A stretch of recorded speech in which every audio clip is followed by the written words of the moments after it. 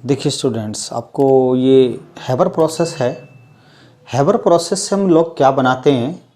Haber process से हम लोग बनाते हैं अमोनिया यानी कि NH3।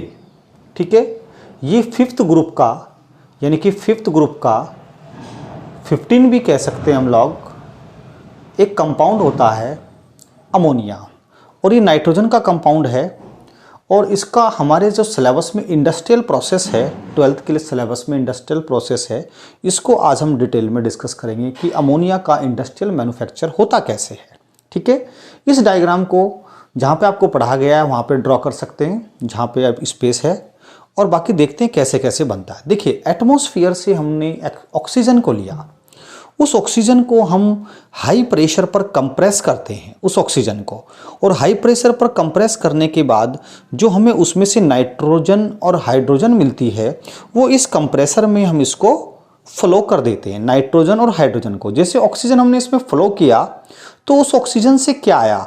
उस O2 से आया हाई कंप्रेसर के थ्रू नाइट्रोजन और हाइड्रोजन, और नाइट्रोजन और हाइड्रोजन को इस टेस्ट ट्यूब के इस पास आउट के थ्रू हम एक प्यूरीफायर में इंट्रोड्यूस करा देते हैं। ठीक है, प्यूरीफायर में क्या होता है, पहले से ही ये CaO और NaOH का मिक्सचर भरा होता है, और ये CaO और NaOH का मिक्सचर स्टूडेंट सोडा लाइम कहलाता है। क्या कहलाता है? Soda lime. इसका वर्क क्या होता है सोडा लाइम का, कि जो हमारे पास नाइट्रोजन और हाइड्रोजन आए, इसके साथ साथ इसमें कुछ इम्प्योरिटीज़ भी होती हैं।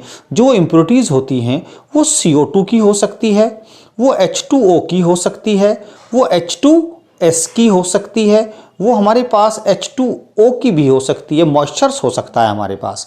तो ये नाइट्रोजन हाइड्रोजन का मिक्सचर है, उसके अंदर ये इम्प्योरिटीज़ होती हैं। इन इम्प्योरिटीज़ को प्यूरीफाई करने के लिए, इनको हटाने के लिए, रिमूव करने के लिए हम प्यूरीफायर के अंदर नाइट्रोजन हाइड्रोजन के मिक्सचर को लाते हैं, और ये सोडा लाइम उन इम्प्योरिटीज़ को रिमूव कर देता है। क्लियर? फिर हम प्यूरीफायर में क्या होता है कि प्यूरीफायर में इनको प्यूरीफाई करने के बाद ये जो नाइट्रोजन हाइड्रोजन का मिक्सचर है, एक कैटालिटिक चैम्बर में इसको फ्लो करते हैं। किसमें करते हैं? यहाँ से कैटालिटिक चैम्बर में। इस कैटालिटिक चैम्बर में क्या होता है कि 500 डिग्री सेल्सियस पर और 200 एटमॉस्फेरिक प्रेशर पर एक Fe कैटालिस्ट रखा होता है, एक MO मोलिब्डेनम यानी एक प्रमोटर रखा होता है। Fe कैटालिस्ट होता है, उत्प्रेरक का काम करता है, और MO एक क्या होता है? वर्धक होता है, जो प्रमोटर का काम करता है। तो जैसे नाइट्रोजन हाइड्रोजन के मिक्सचर को हम इस कैटालिटिक चैम्बर में फ्लो कराते हैं, तो at a temperature of 500 degree Celsius and pressure 200 atmosphere, nitrogen hydrogen combined होकर अमोनिया बनाती है। क्या बनाती है? अमोनिया बनाती है, जो अक्सर हम इस चैप्टर में पढ़ रहे हैं। अमोनिया यहाँ इस टेस्ट ट्यूब के थ्रू इस हम कंडेंसर में फ्लो कर देते हैं। This is the condenser. क्या कहते हैं इसको? कंडेंसर में फ्लो कर देते हैं। हिंदी में बोलते हैं इसको संघनित्र। कंडेंसर में इसलिए फ्लो करते हैं कि ये कंडेंसर एक ऐसे लोहे के पाइप का बना होता है, और इसमें ये कोल्ड वाटर होता है, इसके चारों ओर कोल्ड वाटर होता है, इसलिए ये मुड़ा हुआ होता है, ऐसे जिग जैग मैनर में होता है कि अमोनिया को इसमें ज़्यादा समय लगे इसको में से पास आउट होने के लिए, धीरे धीरे पास आउट हो। तो जैसे ही बनी हुई अमोनिया यहाँ से पास आउट होती है तो ये लिक्विड अमोनिया होती है। क्या होती है? Liquid ammonia.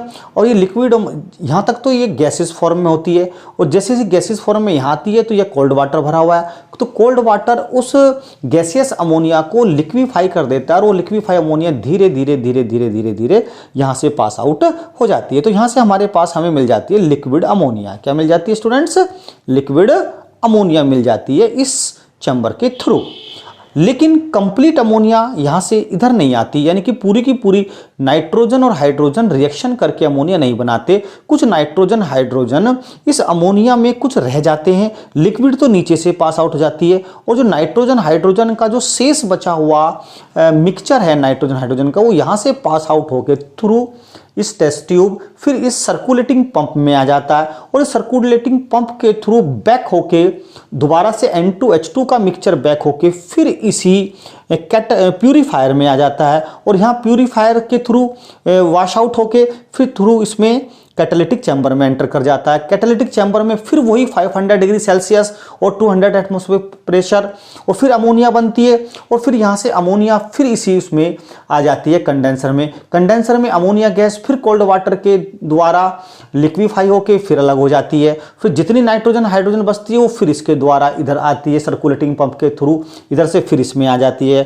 कैटालिटिक चैम्बर में। तो एक सर्कुलेटिंग प्रोसेस चलता रहता है। मैं समझता हूँ कि आपको ये हैबर प्रोसेस अमोनिया का पसंद आया होगा। अगर आपको पसंद नहीं आया, आप उसको समझ नहीं पाए ठीक से, आप मेरे को दोबारा फिर कमेंट करिए, मैं आपको दोबारा फिर समझाऊंगा। Thank you very much. Next video जो हम देंगे आपको नेक्स्ट टर्न पर, वो आपको देंगे ओस्टवाल्ड प्रोसेस से नाइट्रिक एसिड का मैन्युफैक्चर, ओस्टवाल्ड प्रोसेस से। अगर आप नए हैं तो मेरे इस चैनल को सब्सक्राइब कीजिएगा। अगर आपको वीडियो पसंद आई है तो लाइक कीजिएगा और अपने मित्रों को, दोस्तों को इसको ज़रूर ट्रांसफ़र कीजिएगा, जिससे वो ज़्यादा से ज़्यादा इसका फ़ायदा उठा सकें। और नेक्स्ट वीडियो में आपको ओस्टवाल्ड प्रोसेस मिलेगा। Thank you very much.